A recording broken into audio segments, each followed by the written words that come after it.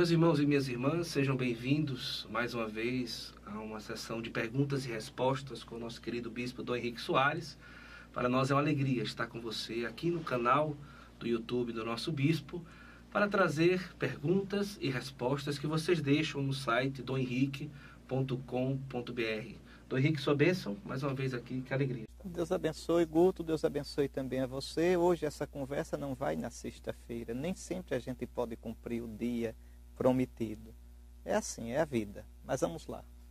Então, Dom Henrique, uma das perguntas que mais chegam no site é a respeito do sábado. Alguns dizem, o católico também deveria guardar o sábado. Na Bíblia fala, no Antigo Testamento, que se deveria guardar o sábado. O que falar sobre isso, Dom Henrique? Que quem fala isso ainda não entendeu nem como ler a Bíblia, nem o que é ser cristão. É interessante, é sempre aquela história velha. Ou a Sagrada Escritura é lida dentro da tradição apostólica, ou ela é confusão.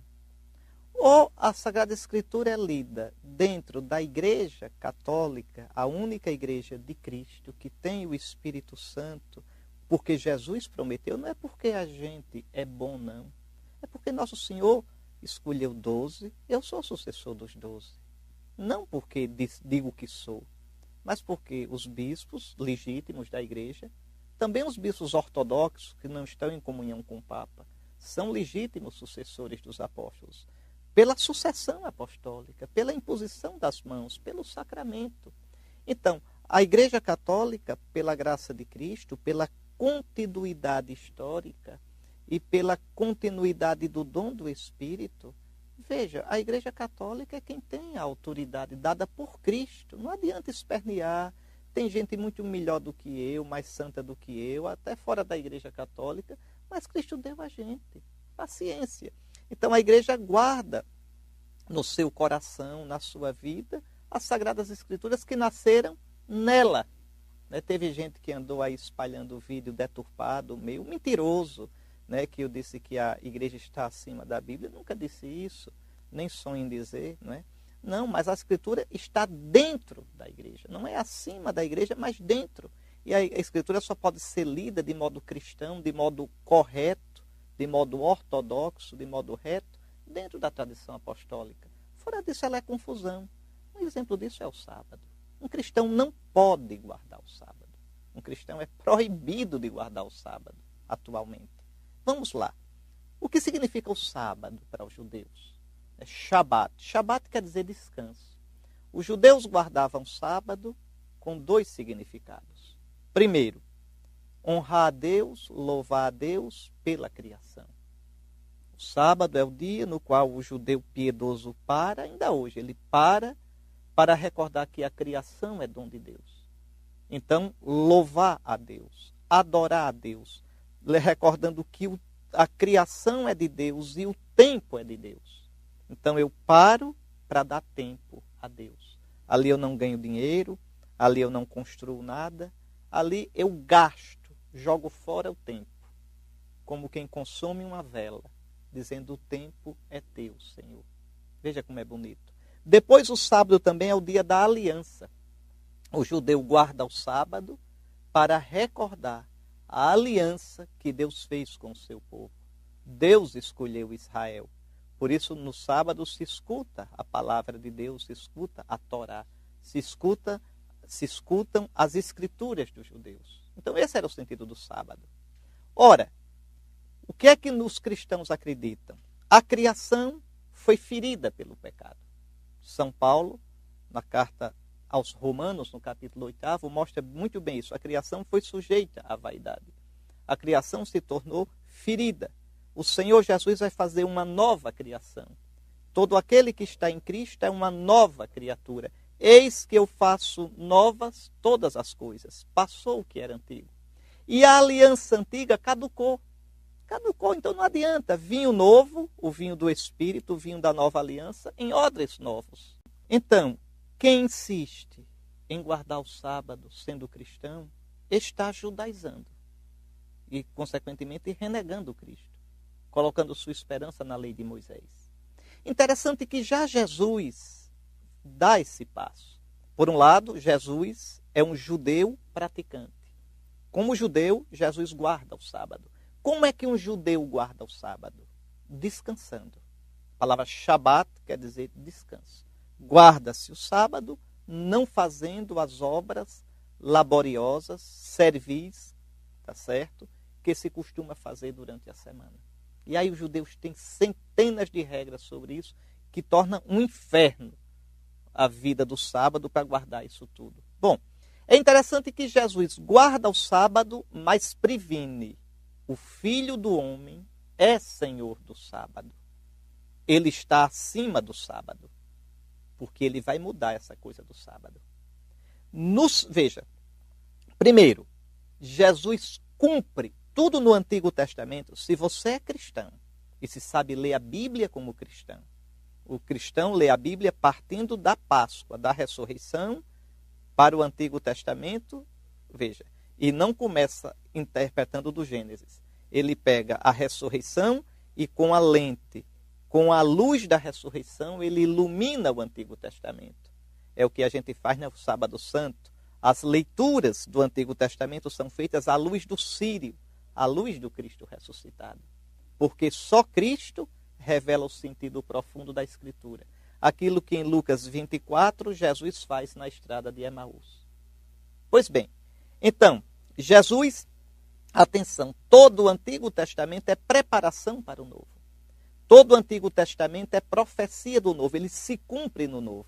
Jesus guardou o sábado perfeitamente, o sábado santo. Eu tranquilo vou deitar-me, e na paz logo adormeço. Pois só vós, ó Senhor Deus, dai segurança à minha vida. Tu sabes, Senhor, quando me deito na morte e me levanto na ressurreição. Então, no sábado santo, naquele repouso tremendo da morte, Jesus cumpriu o sábado e nos libertou do sábado, do jugo do sábado. Por isso, no capítulo 20 do Evangelho de São João, quando São João conta a entrada de Jesus no cenáculo, é interessante como está lá, no texto original. No primeiro dia depois do sábado, estando fechadas as portas do lugar onde se encontravam por medo dos judeus, Jesus entrou.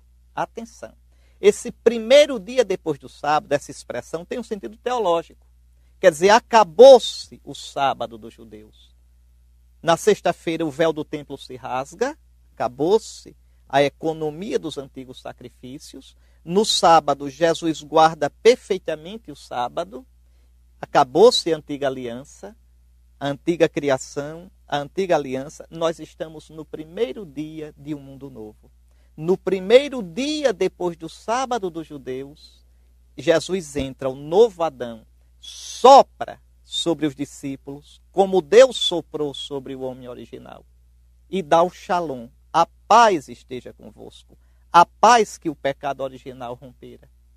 Recebei o Espírito Santo, o Espírito que pairava sobre as águas. Então é uma nova criação que vai começar. E você quer guardar o sábado da antiga criação? Então se circuncide também, viu? Faça toda a dieta alimentar dos judeus e coloque a sua esperança na lei. Porque aí não precisa Cristo.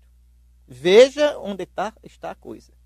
Mas veja, isso que é tão claro, e aí Jesus se encontra com seus discípulos naquele primeiro dia da semana, encontra-se no oitavo, novamente, 8 dias depois, veja, Tomé não estava, depois Tomé está, a cada 8 dias o Senhor se encontra com seus discípulos, nas Escrituras, liturgia da palavra, e no pão partilhado, liturgia eucarística, é a missa. Veja, no caminho da vida, os nossos olhos se abrem e a gente reconhece ao partir do pão. É por isso que no livro do Apocalipse, no capítulo 1, versículo 10, São João chama esse primeiro dia, porque os pagãos, os gentios chamavam, e os judeus chamavam primeiro dia da semana. Os pagãos chamavam dia do sol. Tá certo? Daí ainda em inglês hoje. Veja, dia do sol, né? Então, mas veja, os cristãos vão mudar o nome. Apocalipse 1:10, São João diz, né? Que no dia do Senhor eu estava preso na ilha de Pátimos. No dia do Senhor, en Kyriake emera, em grego. dia do Senhor, que em latim dá dies domini, domingo. Então, o dia do ressuscitado é o dia do Kyrios. O dia do ressuscitado é o primeiro dia depois do sábado. Qual é o centro da nossa fé? O Antigo Testamento? A antiga criação? Veja, a antiga aliança? Ou é a ressurreição do Senhor? A Páscoa? Aqui está a questão. Então, no dia do Senhor, vejam, vocês vão ver São Paulo lá nos Atos dos Apóstolos, no capítulo 20, São Paulo, né, em Troade, ele no sábado à noite, na véspera do domingo, o sábado à noite não é mais o sábado dos judeus. O sábado dos judeus começa na sexta à tarde e termina no sábado à tarde. Paulo está no sábado à noite, porque já é domingo. Veja, no primeiro andar, em Troade, e celebrando a Eucaristia, e aí demora demais pregando, veja, e tinha um rapaz sentado na janela, e cochila, nunca cochila numa pregação. O resultado é trágico. E ele caiu e morreu. São Paulo desce e o revitaliza, o ressuscita. Veja, estão celebrando a Eucaristia no domingo. Já é domingo para os judeus. Na primeira carta aos Coríntios, no capítulo 16, é o final da primeira carta, o último capítulo, São Paulo, que tinha tanto cuidado com a coleta que ele estava fazendo para os cristãos de Jerusalém, ele diz, no primeiro dia da semana, veja, fazei a coleta. Por que pede no primeiro dia da semana? Porque é o dia que os cristãos se reúnem. Os cristãos não se reuniam no sábado. Os cristãos se reuniam no primeiro dia da semana. Está certo? E, veja, é claro que em Jerusalém, os apóstolos, logo no começo, frequentavam o templo para as orações, porque eram judeus. Lembre que o Concílio de Jerusalém, nos Atos dos Apóstolos, vai dizer, olha, o cristão que for judeu e quiser continuar cumprindo a lei de Moisés, cumpra. Não faz mal. Veja. Agora, não pode impor aos cristãos vindos do paganismo. Ou seja, esse cumprimento da lei não é mais necessário para a salvação.